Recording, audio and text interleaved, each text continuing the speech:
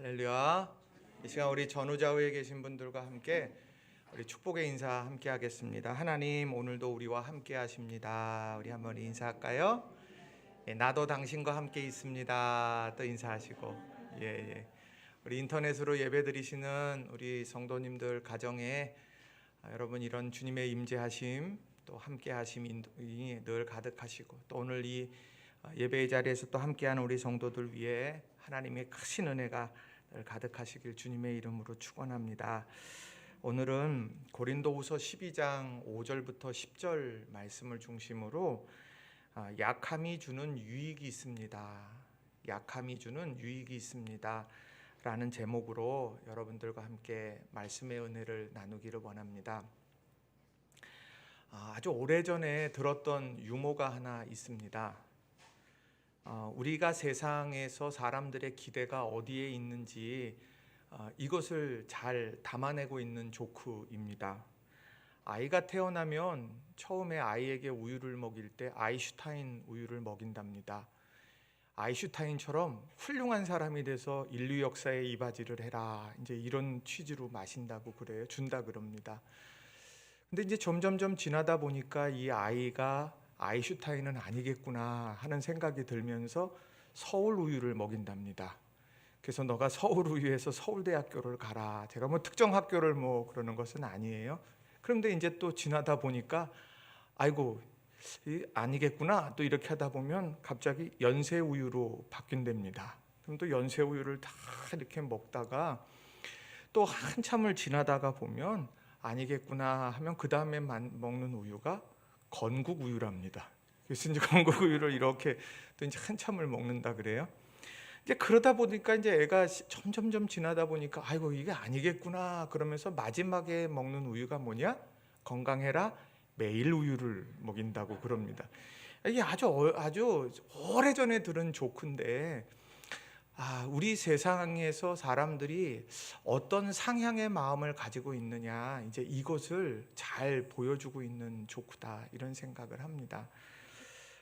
우리 두 발을 딛고 살아가는 삶 속에서는 약함보다 강함이 모두에게 선호되어지는 세상이지요. 내가 강하게 살아야 돼, 힘있게 살아야 돼.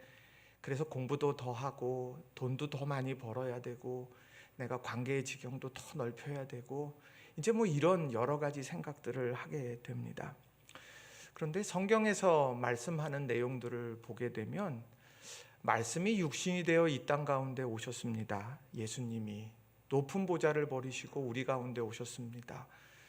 이제 그런 신앙에 먼저 보여주신 길들을 보게 되면 상향의 세상 속에 하향의 삶을 보여주신 그것이 바로 예수님의 모습이라는 거죠. 근데 그런 것에 대한 깊은 깨달음을 가졌던 사람이 바로 바울입니다. 그래서 저는 오늘 이 바울이 자기 인생에 있어서 어찌 보면 가장 약한 순간인데 그는 신앙으로 깊이 깨달은 것, 그 약함의 순간이 내게 있어 가장 강한 순간이었다, 이렇게 고백하고 있는 말씀을 오늘 여러분들과 같이 살펴보고 싶습니다. 코로나19가 계속되면서 한없이 작아지는 모습을 보게 됩니다. 우리 기대와 예측이 벗어나는 것도 보고요. 또 그로 인해 파생되는 여러 일들 앞에서 그 약함, 그러나 그 약함이 전부가 아니라는 사실을 오늘 한번 말씀을 통해서 우리가 다시 한번 마음에 새기는 시간이 됐으면 좋겠습니다. 두 가지 말씀을 드릴 텐데요. 첫 번째는 가장 약한 그 순간 가장 강한 하나님을 향하게 된다는 겁니다. 한번 따라해 볼까요? 가장 약한 그 순간 가장 강한 하나님을 향하게 됩니다. 가장 약한 그 순간에 가장 강한 하나님을 찾고 구하게 되더라는 거예요.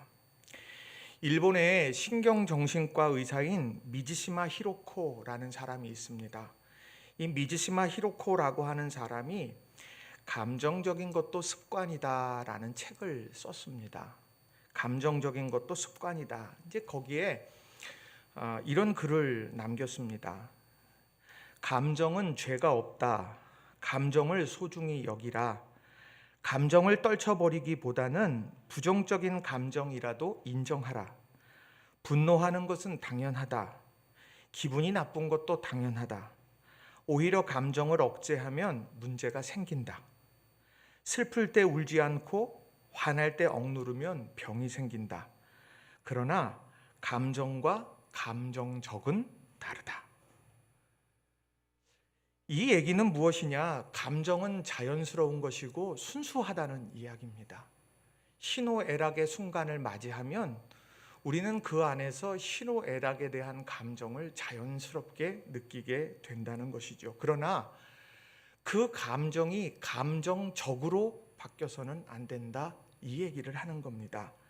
왜냐하면 감정은 자연스러운 것이지만, 순수한 것이지만 감정적은 의도적인 것이기 때문이라는 겁니다. 예를 들면 우리가 운전하고 있을 때, 운전하고 쭉 고속도로를 달리는데 스포츠카가 갑자기 깜빡이도 안 켜고 칼치기를 하면서 내 앞에 들어오면 여러분은 행복하십니까? 아니면 화가 머리끝까지 나십니까? 무슨 운전을 저따위로 해? 그러면서 이제 한마디 하고 마음속에 화가 난다. 이건 감정입니다. 당연한 거예요. 그렇게 해서 칼치기를 들어오면 화가 나요, 감정이. 그런데 감정적으로 발전해서는 안 된다는 거예요. 뭐냐? 아니, 나를 우습게 봐? 내 차를 우습게 봐? 그리고 밟아가지고 내가 그 차를 앞질러서 저기 앞에 가서는 끽 하고 서가지고 다 서게 한 다음에 이 나와가지고 운전을 갖다이로 한다 그러면서 막 이제 그 싸우게 된다? 그거는 감정적인 것이 된다는 거예요. 오늘 이런 일들이 굉장히 많이 있습니다. 우리 삶의 감정이 소중한 거예요. 주님께서도 우셨어요. 주님께서도 웃으셨고 주님께서도 기뻐하셨습니다. 그런데 그것이 감정적으로 판단하게 된다. 감정적인 의도가 섞인 것으로 가는데 그것이 부정적인 방향으로 치닫도록 해서는 안 된다라고 하는 겁니다. 그런 의미에서 오늘 본문의 말씀이 아주 중요한 의미가 있습니다. 바울 사도에게 있어서 오늘 본문의 말씀은 가장 약한 순간입니다. 가장 약한 순간에 밀려들 수 있는 건 절망이겠죠. 그 한계 속에서 답답함도 밀려들 거고, 오늘 본문에 나오는 말씀에도 보면 이 바울 사도가 3번씩이나 하나님 앞에 기도했습니다. 정말 그것이 얼마나 고통스러운 일이기에 그렇게 했을까요? 당연한 부분들입니다. 내 능력 밖의 일이고 또 내가 노력해서 될 수 있는 일이 아니다, 그렇게 느껴질 때 우리는 마음속에 내가 약하구나, 내 한계가 여기구나, 이런 것들을 보게 돼요. 최근에 올림픽이 끝났지만 올림픽에서 열심히 경주한 이들이 한순간의 실수로 인해서 그렇게 한계 앞에 털썩대고 우는 그런 모습들을 봅니다. 역도 경기였나요? 그 여자 선수가 탁 했는데 이 팔이 안 펴졌는지 어떻게 됐는지 이거를 쭉 했는데 파란불이 아니라 빨간불이 들어와서 그냥 그걸 역기를 내려놓고 막 울고 있었던, 지난 5년 동안에 열심히 했던 것이 수포로 되는 그런 모습 속에서 막 울부짖는 그런 모습이 지금도 생각이 납니다. 가장 약한 그 순간이었죠. 바울 사도는 그런 자신의 약함, 그 약함 앞에서 어떻게 했는가, 그것이 7절과 8절에 이렇게 말씀을 합니다. 그 감정, 약함의 감정을 어떻게 해결했는가. 자, 7절 8절 말씀을 제가 봉독해 드리겠습니다. 여러 계시를 받은 것이 지극히 크므로 너무 자만하지 않게 하시려고 내 육체에 가시 곧 사탄의 사자를 주셨으니 이는 나를 쳐서 너무 자만하지 않게 하려 하심이라.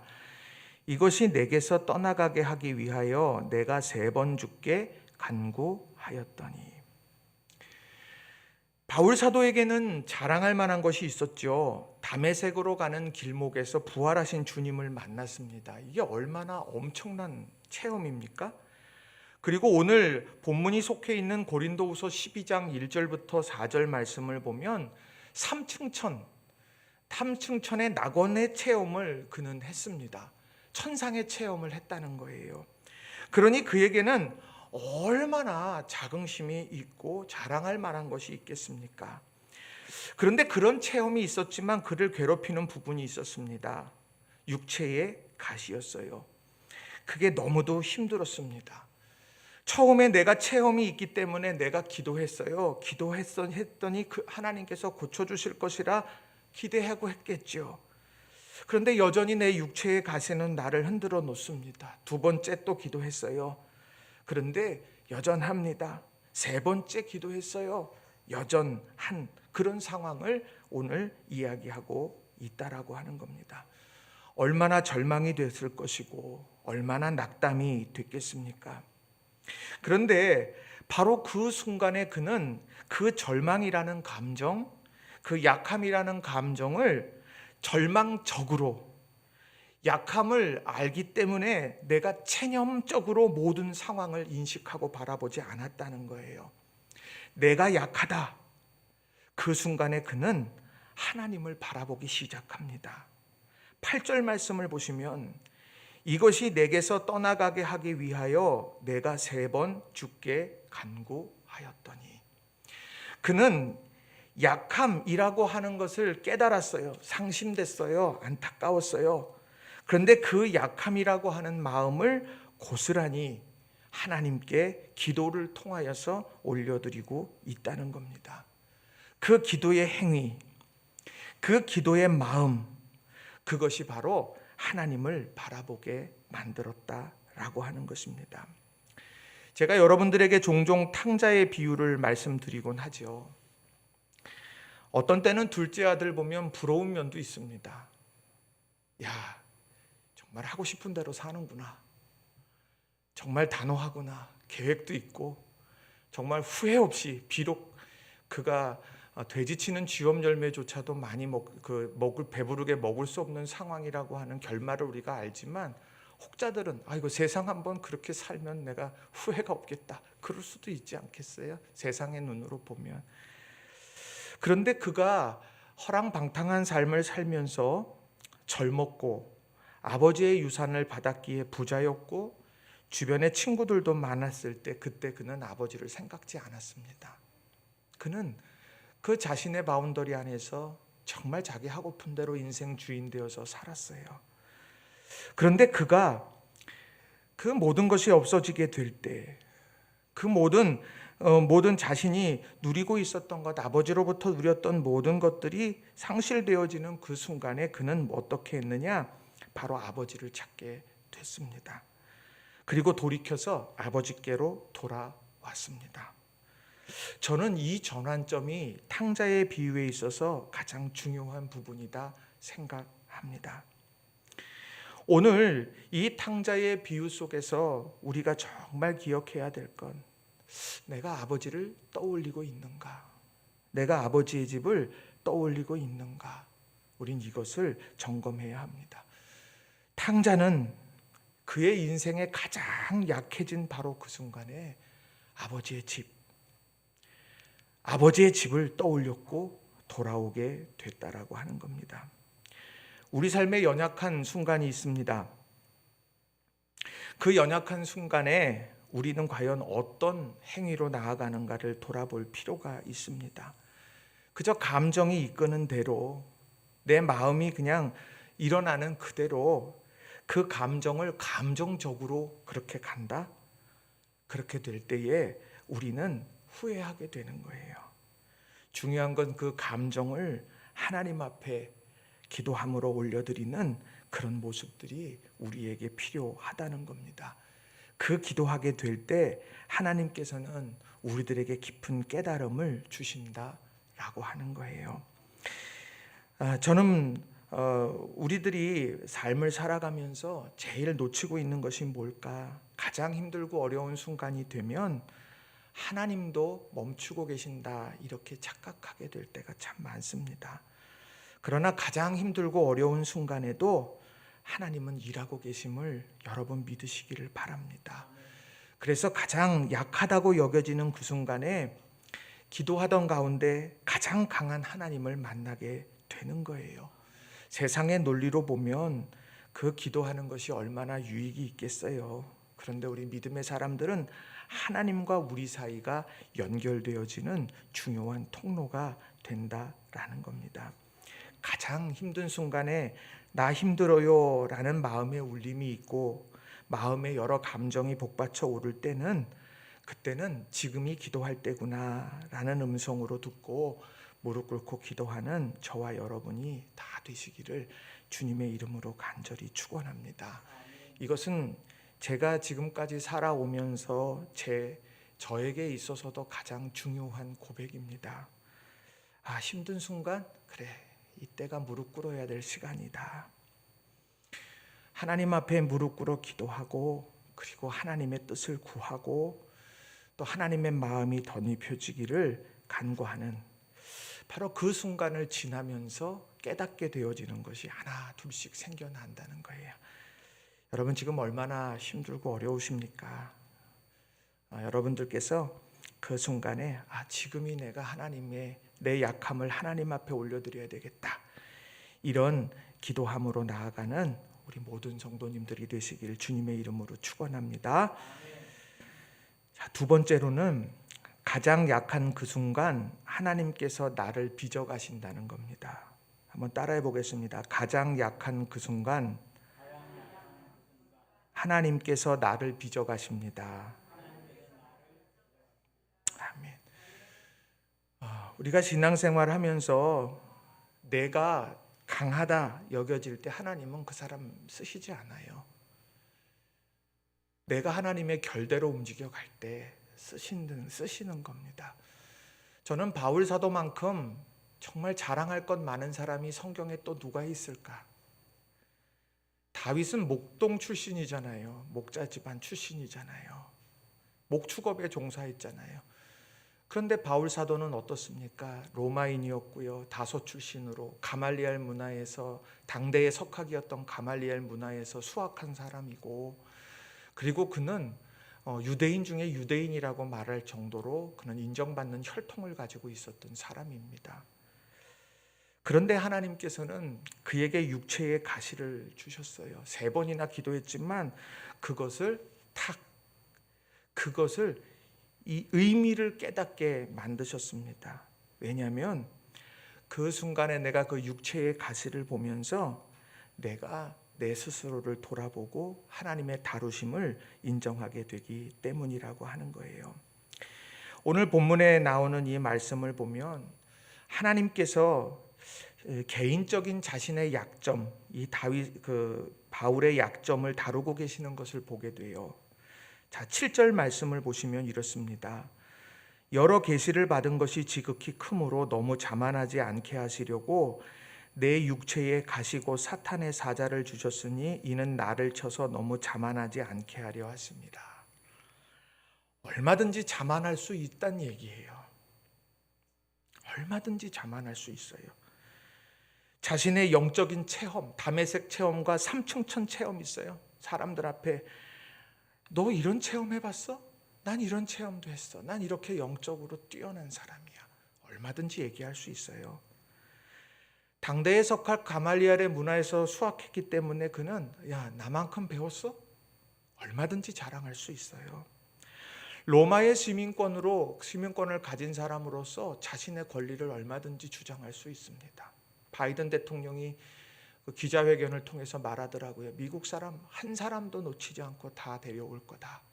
위험하지만 우리 군대가 움직이고 있다. 이제 이런 걸 얘기를 하면서 좀 멋있다. 이런 생각도 이제 하게 되고 우리나라의 선박들이 피랍될 때 우리나라의 외교부가 또 가서 그 얘기하고 국민을 구출해내려고 하는 그런 모습들 이게 정말 아름다운 모습들 아닙니까? 그런데 나는 로마의 시민이야. 하늘이 두 쪽 나도 로마가 날 책임져. 이렇게 자랑할 수 있는 사람이 바로 이 바울이 가지고 있었던 겁니다. 그런데 하나님께서는 그 자만할 수 있는 부분들 그것을 하나님께서는 컨트롤하고 그것을 해결하기 위해서 육체의 가시를 남겨놓았다는 거예요. 기도하기 전에 그거 몰랐어요. 기도하기 전에는 주여 왜 나를 고통스럽게 하십니까? 그러면서 그것을 놓고서 원망 섞인 기도도 했겠죠. 답답한 마음으로 기도했겠죠. 그렇지만 기도했더니 하나님께서 주신 깨달음은 하나님이 나를 자만하지 않게 하시는구나. 오늘 이것을 하나님의 목적을 분명하게 말씀해 주고 있어요.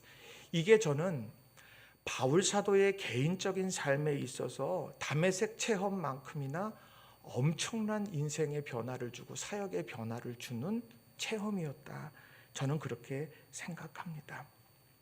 내가 똑똑해서, 내가 경험이 많아서, 내가 부자여서 우린 그걸 축복으로만 생각해요. 그런데 그것 때문에 내가 신앙의 곁길로 간다 그러면 그건 축복이 아닙니다. 하나님 놓치게 만든다고 하면 그건 아니에요.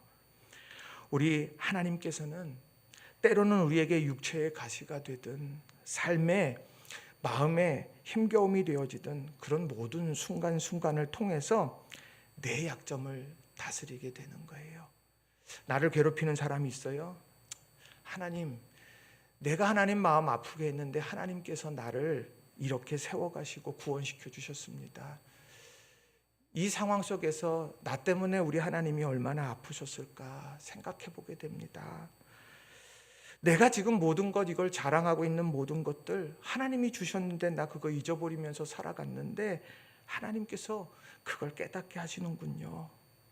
오늘 그런 깨달음이 내 인생에 있어서 중요한 부분이 된다는 거예요. 광야에서 만나를 이제 거둘 때 매일매일 거뒀던 걸 여러분 아실 겁니다. 저녁에 나가야 메추라기를 얻고 새벽에 나가야 만나를 얻습니다. 일주일 동안 일주일거리 한 번 해주면 얼마나 좋아요. 그런데 매일매일 나갑니다. 일용할 양식을 구하러 매일매일 나가요. 매일매일 의지하지 않고는 살아갈 수 없기 때문이라고 하는 겁니다. 우리가 오늘 이 말씀 속에서 하나님께서 내 약점, 그것이 교만이 될지 불신앙이 될지 아니면 세상의 즐거움에 취해서 살아갈지 어떤 식이 될지 모릅니다. 어떤 유혹이 우리 개개인에게 있는지 다 설명할 수 없겠죠. 그러나 중요한 건 하나님께서 그 약점을 다루신다는 건 은혜라는 거예요. 오늘 우리가 이것을 다시 한번 마음에 깊이 새겼으면 좋겠습니다. 그런 의미에서 이 9절 말씀을 보면 세 번역으로 이렇게 말씀을 합니다. 그러나 주님께서는 내게 이렇게 말씀하셨습니다. 내 은혜가 내게 족하다. 내 능력은 약한 데서 완전하게 된다. 그러므로 그리스도의 능력이 내게 머무르게 하기 위하여 나는 더욱더 기쁜 마음으로 내 약점들을 자랑하려고 합니다. 하나님의 능력이 바로 내 약함 가운데에서 완전하게 역사한다라는 겁니다. 하나님의 능력이 내 약함 가운데에서 완전하게 역사한다. 우리가 이것을 가슴에 새기면 좋겠습니다. 그게 바로 하나님께서 바울의 약점을 다루시면서 내린 결론이에요. 내가 자랑하고 있는 모든 것, 그걸 배설물처럼 여기게 될 때, 그리고 주를 아는 지식이 내게 가장 중요한 것을 깨닫게 될 때 그 신앙은 온전하게 된다라는 것입니다. 우리가 이걸 다시 한번 마음에 새기고 하나님이 내 약점을 오늘도 다스려 주시기를. 완전한 사람이 어디 있겠습니까? 그러나 하나님께서 내 약점을 다루어 주시기를 기도하는 저와 여러분이 다 되시기를 바랍니다. 또 하나의 중요한 건 내 약점을 다루시는 것뿐만 아니라 또 하나의 중요한 빚어가시는 부분이 뭐냐면 어려움을 극복하는 비결을 배우게 하신다는 거예요. 어려움을 극복하는 비결을 배우게 하신다. 그가 처음에 기도한 건 육체의 가시 때문이었어요. 그거 하나였습니다. 내가 체험도 있고 내 삶의 자랑거리도 많고 뭣도 먹고 다 많은데 그 중에서 육체의 가시 그거 하나 때문에 3번을 기도했는데 하나님께서는 그 육체의 가시 때문에 기도한 그에게 사역의 과정 중에 인생의 여정 속에 어려움을 극복하는 비결까지 깨닫게 만드셨다는 거예요. 그게 10절에 나옵니다. 세번역 성경으로 보면 그러므로 나는 그리스도를 위하여 병약함과 모욕과 궁핍과 박해와 곤란을 겪는 것을 기뻐합니다. 내가 약할 그때에 오히려 내가 강하기 때문입니다. 하나님께서 자고하지 않게 하려, 교만하지 않게 하시려고 육체의 가시를 남겨줬다. 이런 말씀을 주시면서 동시에 그가 그 가운데서 깨달았던 건 맞아요.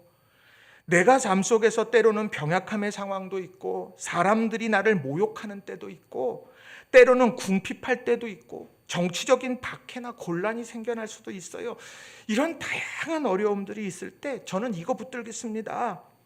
내가 약할 때 오히려 강하다. 우리 이것을 그가 다 깨닫게 될 때 그의 사역은 아름답게 꽃피우고 그의 인생은 아름답게 꽃피우는 거예요. 풍상이 있죠. 나무가 자랄 때 나이테가 있습니다.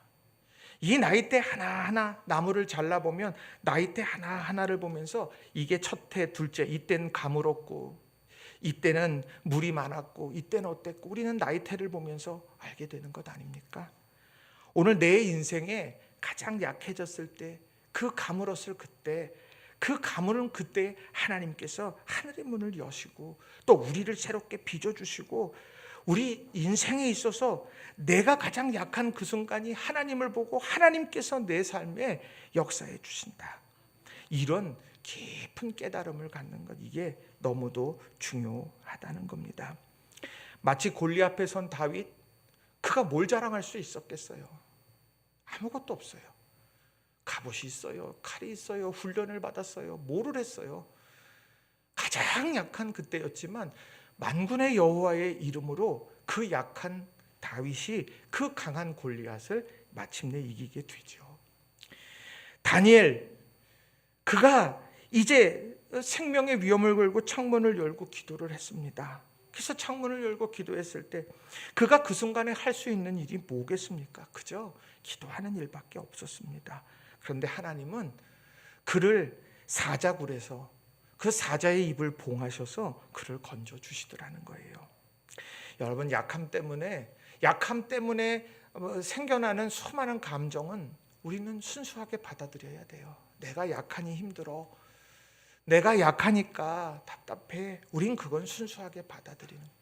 근데 그 약함이, 이것이 우리의 의도적인 부분을 통해서 우리들이 그것이 나락으로, 절망으로, 체념으로, 부정으로, 왜곡으로 이렇게 빠져들어가도록 내버려 두어서는 안 된다는 거예요. 왜요? 우리는 하나님을 믿는 사람들이기 때문이라는 거예요. 약함의 순간에 여러분, 우리가 기도하시면서 하나님, 이 가장 약한 순간에 하나님, 나를 어떻게 빚어가십니까?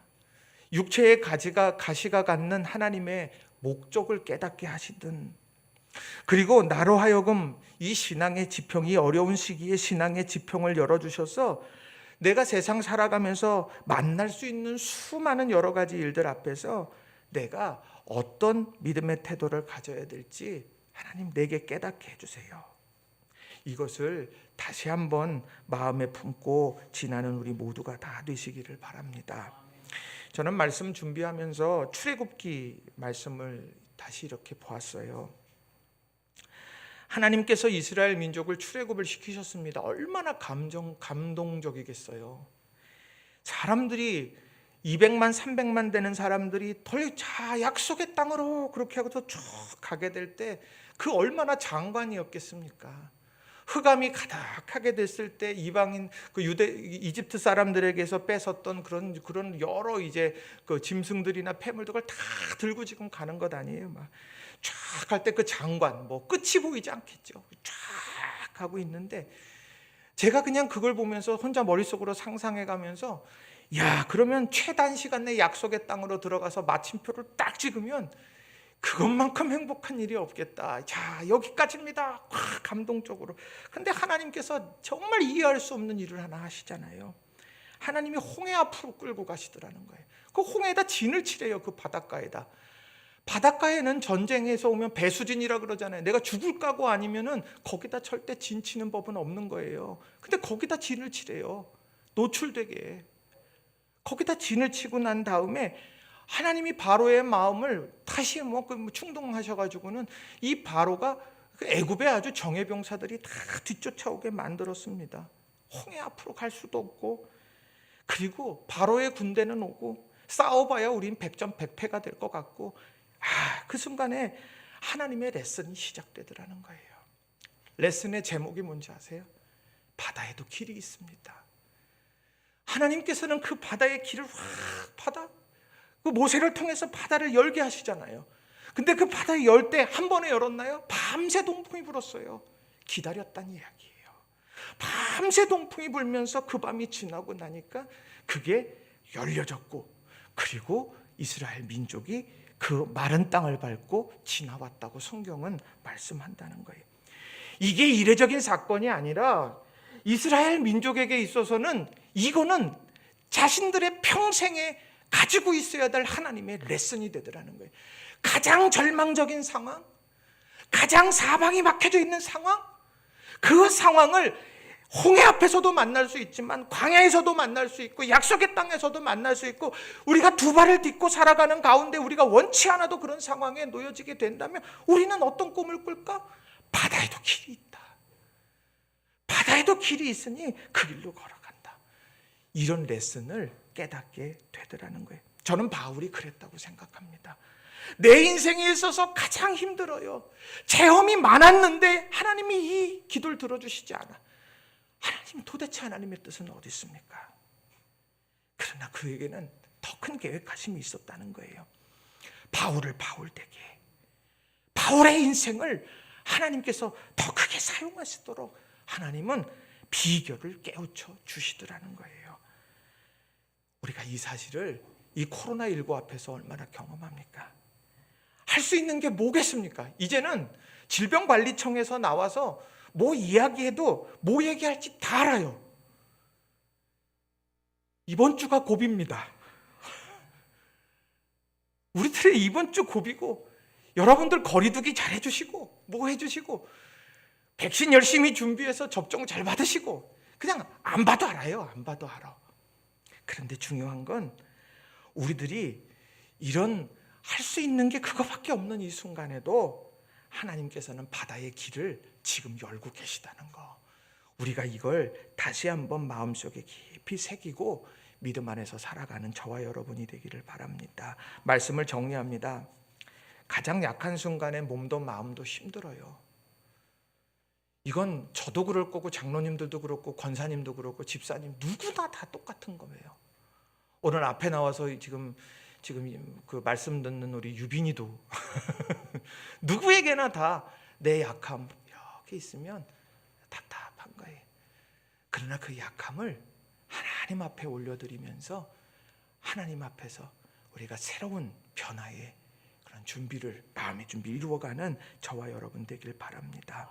하나님의 다루심이 분명히 있어요. 어려운 순간에도.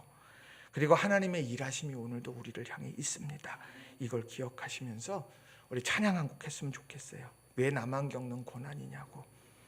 이 찬양 얼마나 불렀는지 몰라요. 이 말씀 준비하면서 우리 이 찬양 같이 부르시고 같이 하나님, 이 약함이 주는 유익, 이 약함을 통해서 우리가 깨닫게 되어져야 하는 것, 우리 보게 해주세요.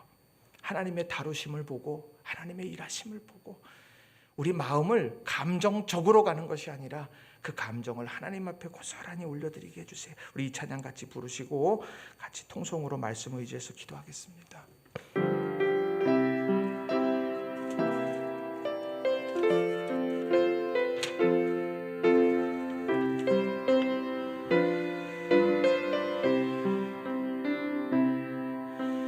왜 나만 겪는 고난이냐고 불평하지 마세요. 고난의 뒤편에 있는 주님이 주실 축복 미리 보면서 감사하세요. 너무 견디기 힘든 지금 이 순간에도 주님이 일하고 계시잖아요. 남들은 지쳐 앉아 있을지라도 당신만은 일어서세요. 힘을 내세요. 힘을 내세요. 주님이 손 손잡고 계시잖아요. 주님이 나와 함께함을 믿는다면 어떤 역경도 이길 수 있잖아요. 왜 이런 슬픔 찾아왔는지 원망하지 마세요. 당신이 잃은 것보다 주님께 받을 은혜 더욱 많음에 감사하세요. 너무 견디기 힘든 지금 이 순간에도 주님이 일하고 계시자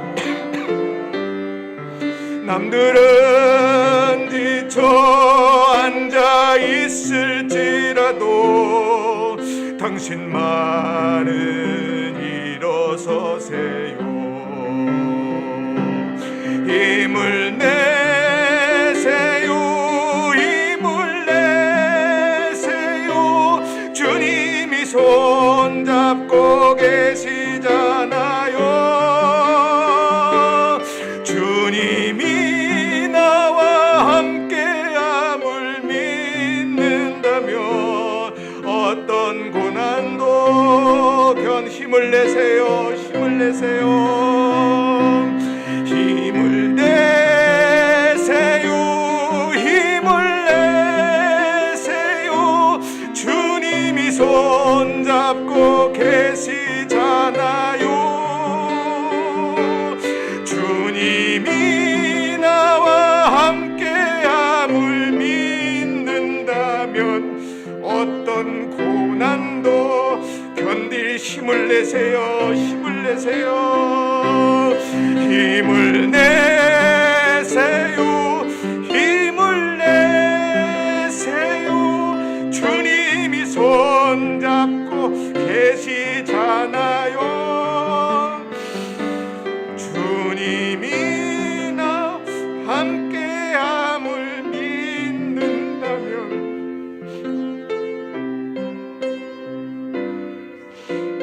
우리 합심해서 기도하십시다.